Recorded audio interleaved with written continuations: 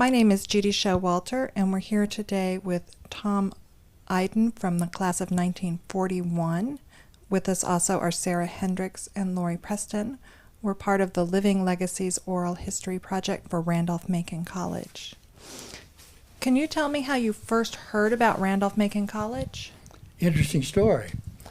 I had done poorly in high school until my senior year, and my dad said, son, I think you better go to a more restricted school. So he sent me over to RMA, and I did better there. I finished about sixth in my class. And after that, he came back and he said, well, son, where would you like to go to school? I said, I don't know. He said, well, let's go down and look at W&L. So went down to Lexington one rainy day. He was a physician, and it was hard for him to get away, but he could get away this particular day. And we drove down to Washington Lee in the rain and walked around the campus and talked to people. And coming back, I said, Dad, I think I'd like to go to W&L. He said, well, son, said you can either go to VPI or RMC. And I said, well, I don't want to go to that cow school. So that's how I ended up at RMC. And I've never regretted it. Can you tell us about your first trip to the campus? First trip was my first day at school. You hadn't, as an RMA student, they hadn't taken you down there? No. They didn't do much of that in those days. This is 1938. I was 16 years old when I enrolled at Randolph-Macon. Dr. Blackwell was the president then. Only for my freshman year, but a remarkable man. He reminded me of what I would think Robert E. Lee would look like. So I really enjoyed him, and I enjoyed meeting him, enjoyed the campus. Something about Ashland, jasmine and gardenias and wisteria and crepe myrtle and soft, sweet-talking Southern girls. Nell Luck and Alma Earl Gilman and Lucy Taylor, all great girls. Betty Taylor, I'm sorry. But that was part of Randolph-Macon. It was an idyllic time to be there. World War II was just beginning in Europe at the end of my freshman year.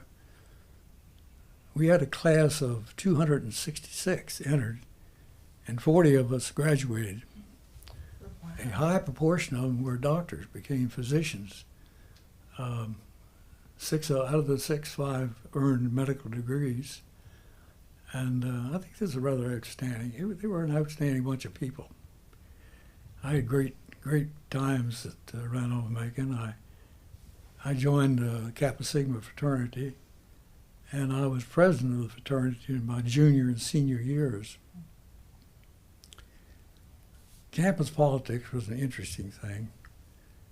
I learned a great lesson there.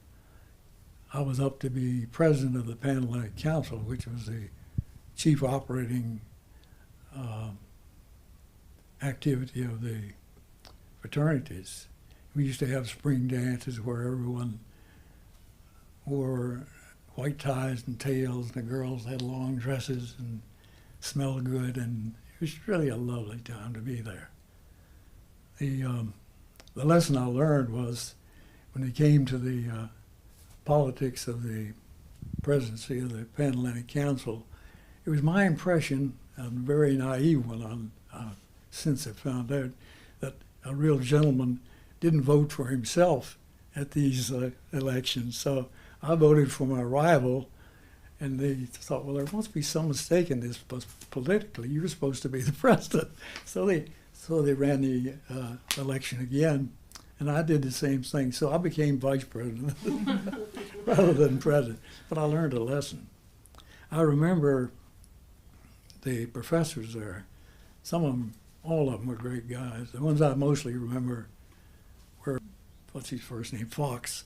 who was from Front Royal near me and was a history professor. Bugs Billington was the biology professor. I worked for him one spring, I think my junior or senior year. I used to catch eels, lampreys, in the Mattaponi River. And he would bring them back to the lab, and we'd cut their heads off and inject latex into their venous and arterial systems. And they would sell those and to high schools and other places who were interested in the anatomy of the eel. I thought that was great. I enjoyed Gurlette Simpson, who was subsequently the president of Mary Washington College. He was a great guy. And Dr. O'Connell, Dr. Haley, who was my German instructor. And the first day I went in there, he said, "Machen Sie dieser Door zu weit." And I said, "What is he talking about?" And so I subsequently found out he wanted to close the door. But I took 2 years in German, took chemistry. I had a dual degree in science and in English. My science instructor was R. Updike, and a particular thing about him, very thoughtful man. We were struggling through organic chemistry in my sophomore year, and he took the time and had the foresight to send me a telegram telling me I'd passed. And I thought, what a guy. So they were, these are the kind of people that I enjoyed knowing, and it was at such a special time in my life. And I feel really indebted to the school, because I had a scholarship when I was there. And I felt that this is one way we could continue this thing. My brother is the other signatory on this scholarship. It's Bob Iden, Tom Iden. He followed me at Randolph-Macon, and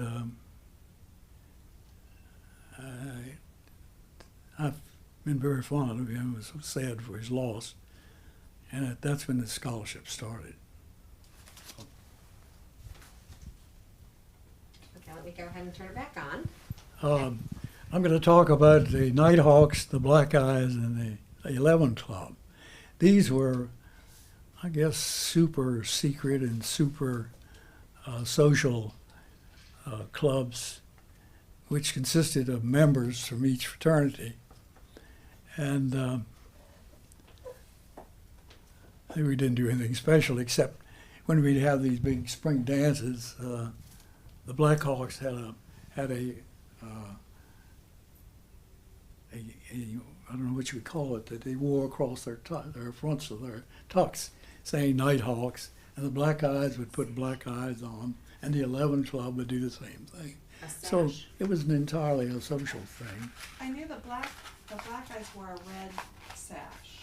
Yeah. I knew that, but I didn't know that. They all wore sashes, so you could tell who the bad boys were.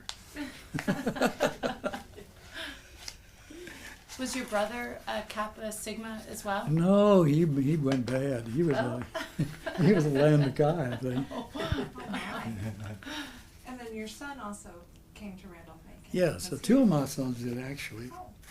One of them didn't make it academically. The other son, Tom Iden Jr., he's a resident of Winchester. He is a earth science professor at the Frederick County Schools.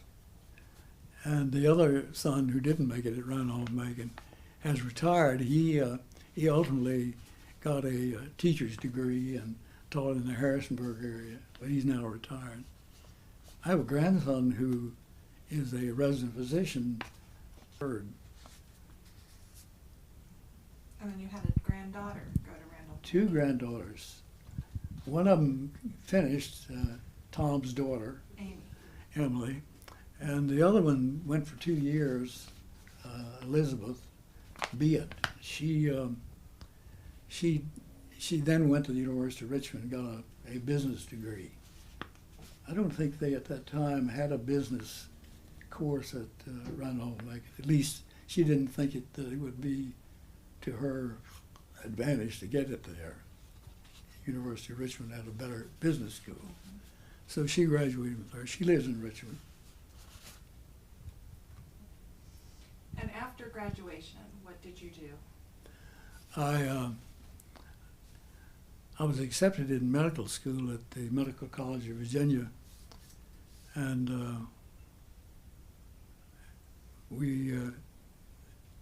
I was a freshman on December the 7th. I was having lunch. We had a boarding school and boarding house, and the three of us, three medical students, listened as they talked about the bombing of Pearl Harbor.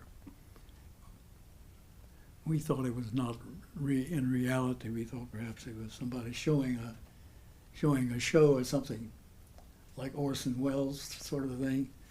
Well, ultimately, we were convinced that it happened. I had, in anticipation of something military, had joined the Army medical course at MCV, but after the war started and they bombed Pearl Harbor, I sort of thought, well, I think I'll join the Navy. So I got into a V-12 program and finished my last 3 years there. We were accelerated and actually finished medical school in 3 years. My senior year, I had a option to do any sort of study I would like, and I took a externship at Stewart Circle Hospital, which is now non-existent. And I met this cute little brunette nurse there. And she said yes, she would marry me. So on my senior year, after I graduated my birthday was the 21st of September.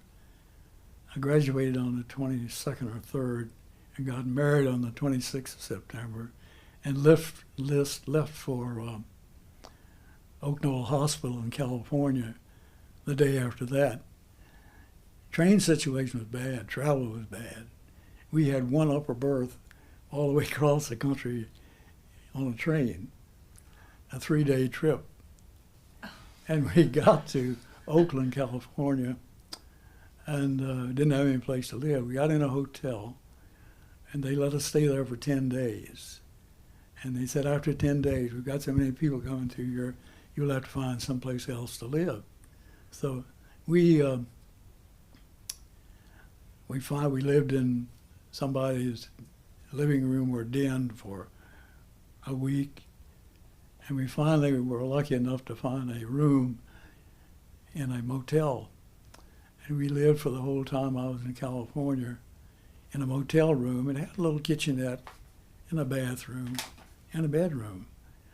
But it was right on MacArthur Boulevard, which is a highway for drunks and sailors and Marines and soldiers. There was a bar next door. So she used to keep a machete under her pillow. I had to go on shore patrol once in a while. That was an interesting experience too. I went over to we'd go over to San Francisco and we would take care of all the people that got beat up and coming in out of the Pacific. And if you started Randolph-Macon at 16, how old were you? Well, I graduated, I guess I was 21 in 1920. 20 when I graduated. Right, and then 3. So you're 23 while you're dealing with all of this in Oakland? Yeah. I had some real fascinating experiences at the Naval Hospital. We were seeing all the Marines and sailors who were coming back from the South Pacific And I first learned about malaria there, and first learned about dengue fever and other tropical diseases while I was in the Navy. They put my first service that I went on was an ear, nose, and throat service. And they said, well, doctor, you're going to be taking out tonsils tomorrow. And I'd never even seen a tonsillectomy. So I had a good corpsman, and he knew how to do tonsillectomies.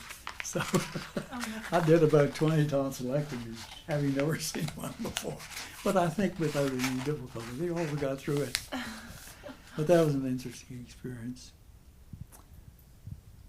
All right, do you want me to go on from there? Okay. Absolutely. My orders were to the USS Tappahannock, which was a misnamed ship. Oilers are generally named after rivers, and so it should have been the USS Rappahannock. So I got there. I was in San Francisco for about 10 days, and then I got on board the ship. I left in June of 1944. And things were still going on out there then. The Indianapolis had been sunk about the same time I was taking that trip. And I went to the Marshall Islands and stayed there for a little while until I could get a ship to take me to my ship, which was in the Caroline Islands at a place called Ulithi. And Ulithi was a big fleet anchorage for the Navy. And I got on board the ship, and it was well equipped. We had a big sick bay, and an operating room, and quarters for the doctor, and quarters for the corpsman. They would get casualty cases off of destroyers and other ships that came along for oil. So it was an active ship. The ship had actually been involved in the invasion of Guadalcanal, and they shot down 2 Japanese planes, and they had those insignia on their mast. But it was a good ship, good crew, and we went from there en route to Japan. The bombs had been dropped, and peace had been declared. And we went on into Japan. I got one battle star out of that. And we landed in Yokohama first and went into Tokyo just after the armistice was signed. And we were stationed tanker there for a while, and then went down to Kure, which is in the inland sea of Japan. It was their biggest naval base. And on the way in there, I was amazed by the destruction of battleships and other ships that were in that port. And Kure was very near Hiroshima, so we went on they put us all on a truck and took us to Hiroshima so we could see it, what was left of it. And that was a spectacular trip. While in Tokyo, we went to the Emperor's Palace and traveled around that area, and we were then assigned to do some mine sweeping in the inland sea, and we blew up 2 or 3 mines on our way out. And then we went to into the Yellow Sea and up to Tsingtao, China, and we were stationed tank up there. Is it not? Are you getting it? There it goes. Okay. You got it? I just didn't hit hard enough. This is my father. He was Carroll Hogue Iden, and he graduated from Randolph-Macon Academy. In those days, a college degree wasn't necessary for admission to medical school. So he went to, it was then the Richmond College of Medicine. But during his tenure there, it became Medical College of Virginia. So he and I graduated from the same school.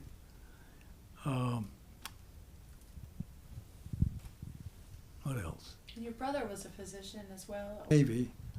I went to a residency training at Lewis Gale Hospital in Roanoke. And I was there for a year, and he had a heart attack.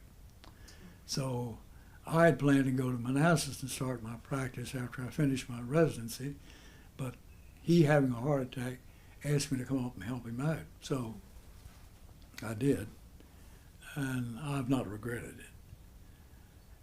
I began practice, I guess, in 1946.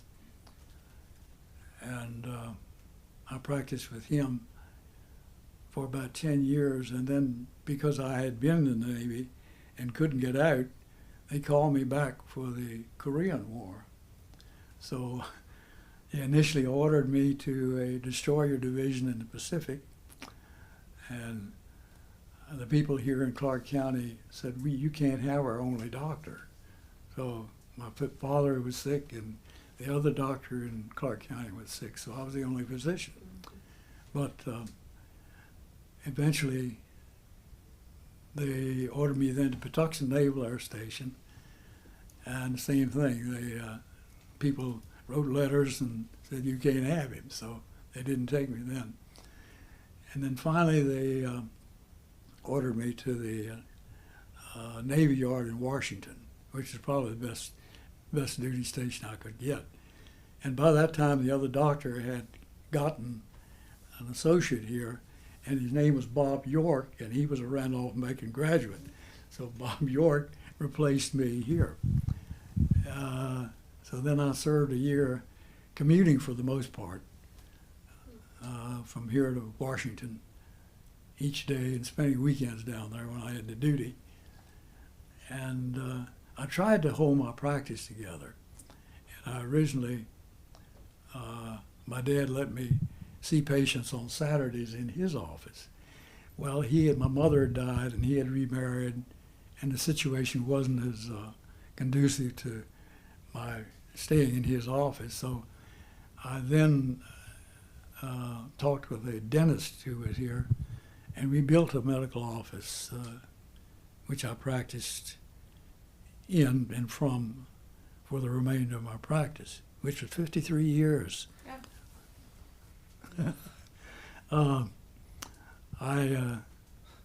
My dad had done home deliveries and hospital deliveries, so in taking over his practice, I did the same thing. And I've made house calls in flat-bottom boats across the river.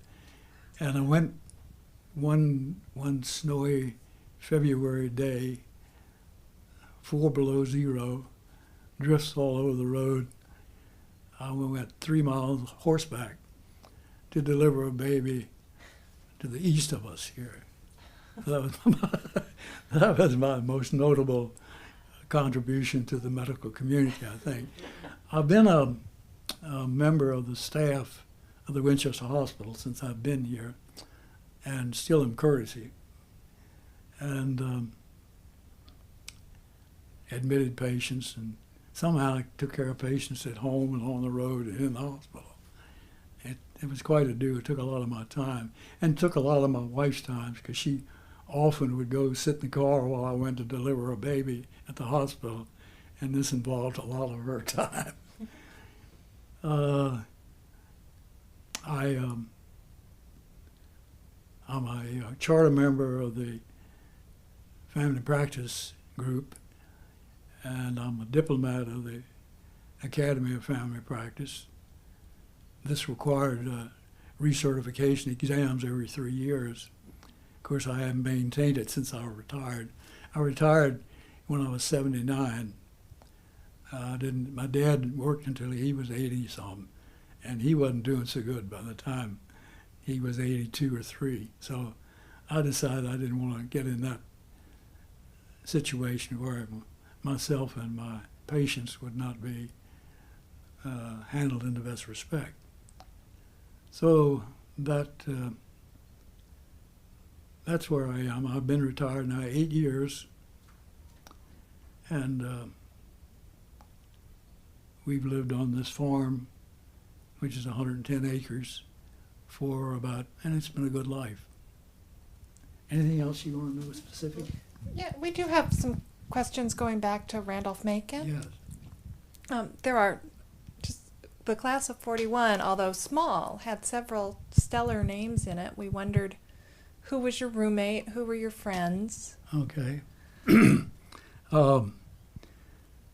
McCormick was my initial roommate. He had graduated with me at RMA, and he was from Front Royal. We used to have a Sunday night episode where we'd probably put Jim McCormick out of the front window of the room. Where did you live? This was in a new dorm then. It's the one on the corner. I think it's probably Thomas an Branch? administration building now. Well, Thomas Branch, it's dual purpose. They're still dorm rooms, but they're also academic building. Or Yeah, academic boxes.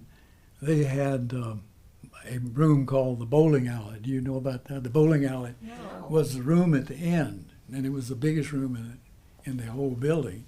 It went all the way across from front to back On the first floor? on one wing. No, Or no, it was probably the third floor. That's where I lived, floor? third floor. Okay. My friends in school and college, I was pretty involved in my fraternity. I lived there for 2 years. Most of them were Kappa Sigs. We had a intramural rivalry. All the fraternities in the Commons Club would play each other in basketball, football, and track. I wasn't much of a track man, but I did make the all-intramural team my senior year in football. So that was one of my accomplishments there. Where was the Kappa Sig? Kappa Sig House was across a railroad track near the Ashland Laundry, which is no longer existing. It's a street. I had a map. Hold it. Let's see. This is Randolph-Macon. Record again. This is a railroad. Mm-hmm. Now I think it probably was England Street across the railroad on the left. You haven't got a map of the I town. say this doesn't go across the railroad. No, it's right down here. Okay.